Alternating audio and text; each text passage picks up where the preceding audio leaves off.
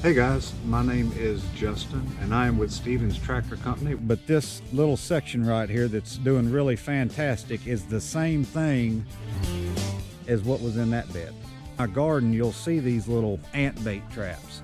This over here is red Russian kale. That's probably my favorite green. This is our trellis work. Well, I forgot to show you one. Probably noticed this piece of plastic out beside the garden.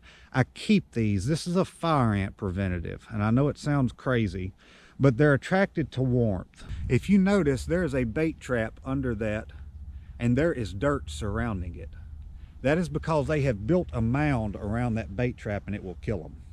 So I learned the hard way that ants are attracted to warmth. So this nice warm caterpillar tunnel, I came out one morning and there are literally fire ants all on the inside of the plastic, just completely covering the plastic. They had congregated and built mounds inside of my spinach bed and inside of my lettuce beds overnight. I use the plastic outside the garden now as much as I can, and that attracts the ants, and then I use a bait to help with the attracting, and that usually winds up killing them. We use a lot of hay. We like hay here.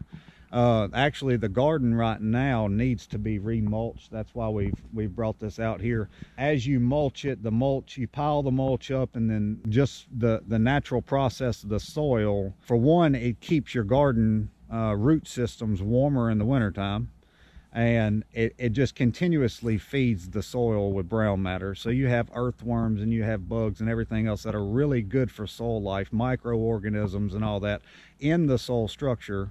You're just feeding those with that hay. This was just a little 4x4 raised bed. I wanted to see if grass would grow through it because I have seen it do it before.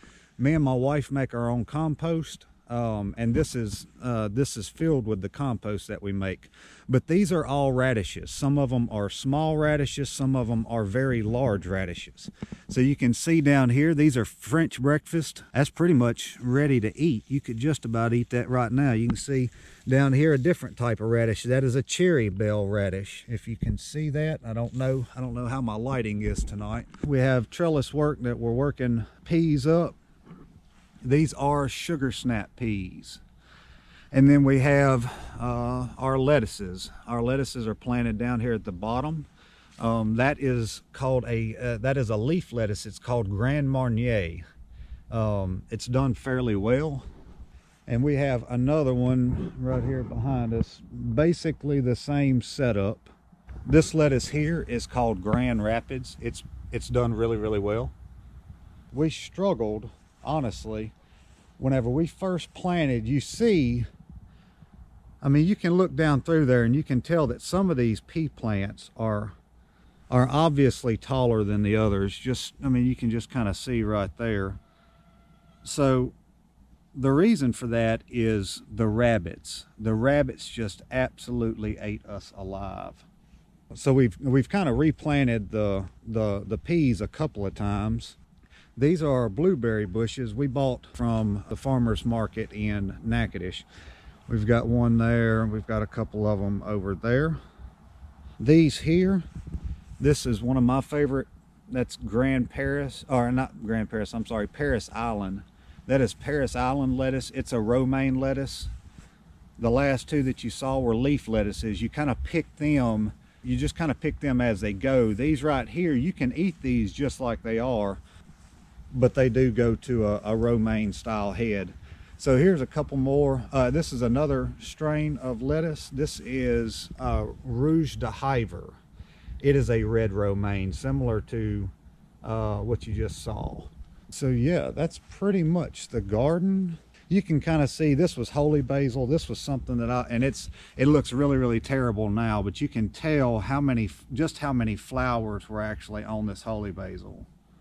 And it smells wonderful. It repels insects, and that's another way that we try to keep bugs down is we plant things like this throughout our garden to try to repel bugs. You'll see, you've probably seen marigolds here, there, and yonder. It's just one of the things that we do. Let y'all peek in here. I think my girls are getting ready to go to bed. That is Samson. Samson is my rooster. Delilah's around here somewhere. I just don't know where. Let's go see the girls. You can see hay. I like hay. We have the hay over here by the chicken coop to keep down the mud in the wintertime. Stay, Toby. Stay. Samson, back up.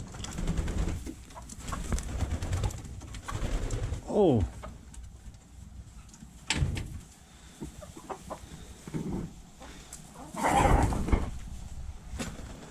That's my girls.